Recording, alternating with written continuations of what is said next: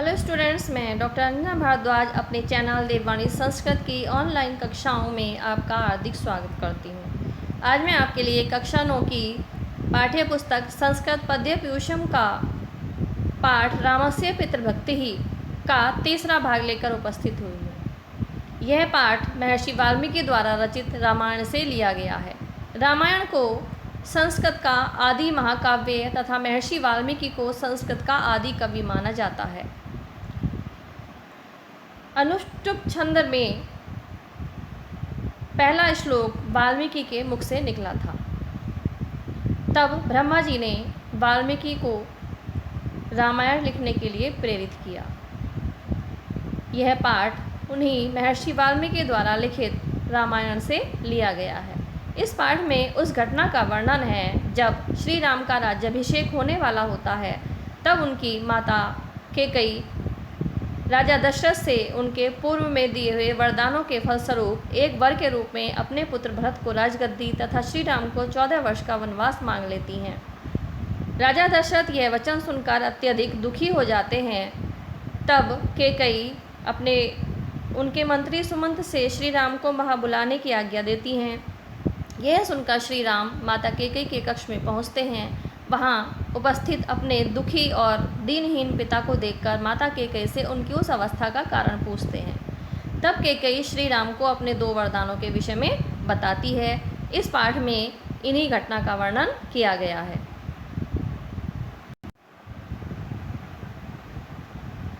यदि तद वक्ष्यसे राजा शुभम वा यदि वा अशुभम करिष्यसि ततः सर्वम आख्यास्यामि पुनः तु अहम।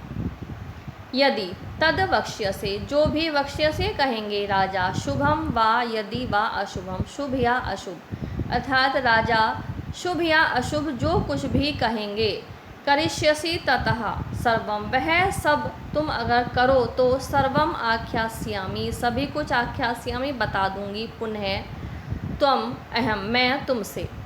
जब श्री राम ने राजा की दीन अवस्था का कारण पूछा तब कैकेयी ने उनको बताया कि यदि राजा शुभ या अशुभ जो भी तुमसे कहेंगे वह सब तुम करने के लिए तैयार हो तो मैं सब कुछ तुम्हें बता दूंगी। एतत्तु वचनं श्रुत्वा कैकेय्या समुद्राहतं उवाच व्यथितो रामस्तां देवी नृपसन्निधौ। एतत्तु, इस प्रकार के वचनों को श्रुत्वा सुनकर कैकेय्या समुद्राहतं, कैकेयी के द्वारा कहे गए। कैकेय्या समुद्राहतं, कैकेयी के द्वारा कहे गए। एतत्तु वचनं श्रुत्वा, इन वचनों को सुनकर राम व्यथितो, राम अत्यधिक दुखी हुए और नृपः सन्निधो, राजा के पास बैठी हुई ताम देवी, उस देवी कैकेयी से इस प्रकार बोले। कैकेय्या समुदाहृतं, कैकेयी के द्वारा बोले गए। एतत्तु वचनं श्रुत्वा, इन वचनों को सुनकर राम व्यथितो, राम अत्यधिक दुखी हुए और नृपः सन्निधौ, ताम देवी, राजा के पास बैठी हुई उस देवी कैकेयी से इस प्रकार उवाच यानी कि बोले। अहो धिक् न अर्हसे देवी वक्तुं माम ईदृशं वचः, अहम ही वचनात् राज्ञः पतेयमपि पावके। अहो, अरे, धिक्, धिक्कार है, न अर्हसे, नहीं समर्थ हूँ, देवी, वक्तुं, कहे हैं, माम, मुझे, ईदृशं वचः, इस प्रकार के वचन, अहम, मैं, ही, निश्चित रूप से, वचनात् राज्ञः, वचनों से को राज्ञः, राजा के, पतेयम, गिर जाऊंगा, पावके, अग्नि में भी। तो आइए इसका अर्थ देख लेते हैं। श्री राम कैकेयी के इस प्रकार कहने पर कहते हैं कि अरे, अहो धिक्क है, अरे मुझे धिक्कार है, जो देवी ने माम, मुझे, ईदृशम वचः वक्तुम, इस प्रकार के वचन मेरे लिए कहे हैं।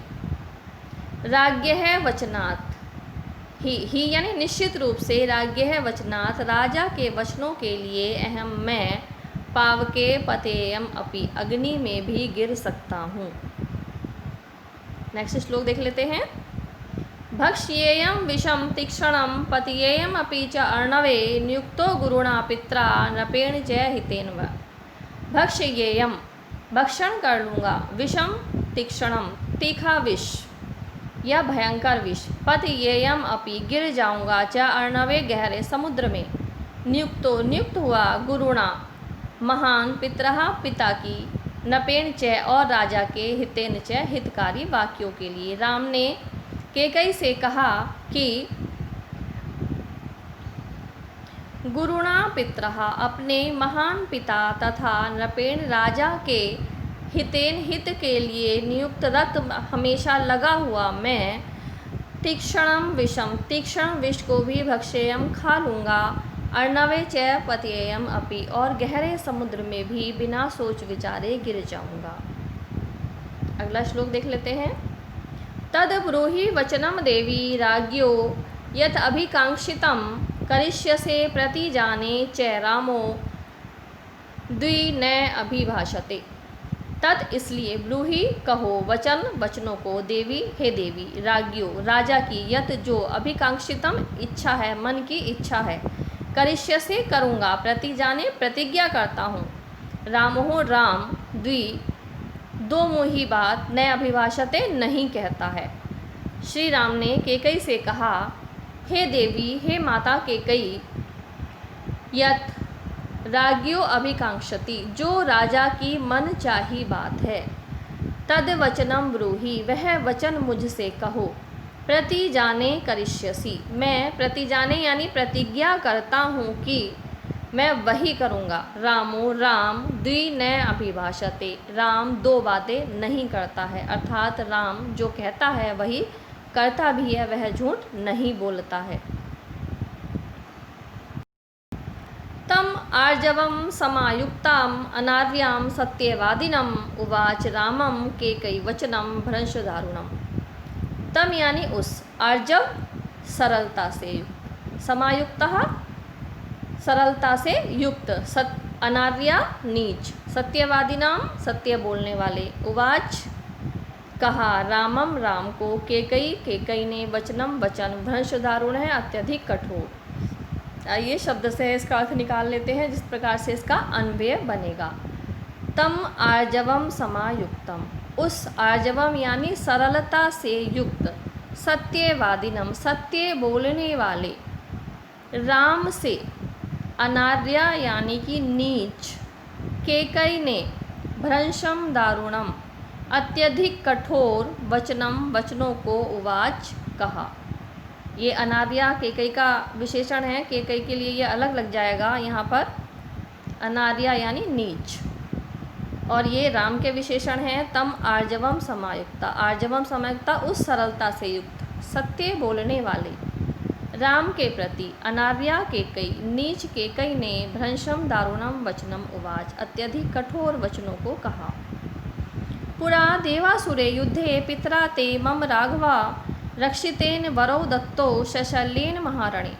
पुरा यानी प्राचीन काल में देव असुरे संधि हो जाएगी देव धन असुरे देवताओं और असुरों के युद्ध में पितरहा ते यानी तुम्हारे पिता ने मम मुझे हे राघव राम के लिए आया है राघव रक्षितेन रक्षा की थी वरौ वर दिए थे वरौ यानी दो वर दत्तौ दिए थे शैशल्येन बाण से बिंधे हुए महारणे महायुद्ध में।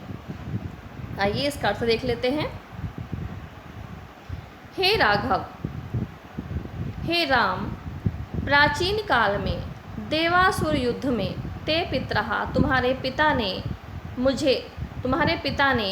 मुझे उनकी रक्षा करने पर दो वर दिए थे जब वह उस महारण में बाणों से बिंधे हुए थे। तत्र में याचितो राजा भरतस्य अभिषेचनम गमनम दंडकारण्ये तव च अद्येव राघवः। तत्र तब में मैंने याचितो मांग लिए राजा से भरतस्य भरत के लिए अभिषेक अर्थात राज्याभिषेक गमनम जाना दंडक अरण्य में तब तुम्हारे लिए अद्येव आज ही हे राघव यानी राम राघव अर्थात हे राम। तत्र इसके बाद मैंने राजा से भरतस्य अभिषेचनम भरत के लिए राज्याभिषेक तथा तब यानी तुम्हारे लिए अद्येव आज ही दंडकारण्य में गमनम जाना ये दो वर याचितो यानी कि मांग लिए। तो स्टूडेंट्स मैं उम्मीद करती हूँ कि इस वीडियो के माध्यम से यह पाठ समझने में आपको सहायता मिली होगी। इसका शेष भाग प्राप्त करने के लिए आप मेरे चैनल देववाणी संस्कृत को सब्सक्राइब करना न भूलें। धन्यवाद।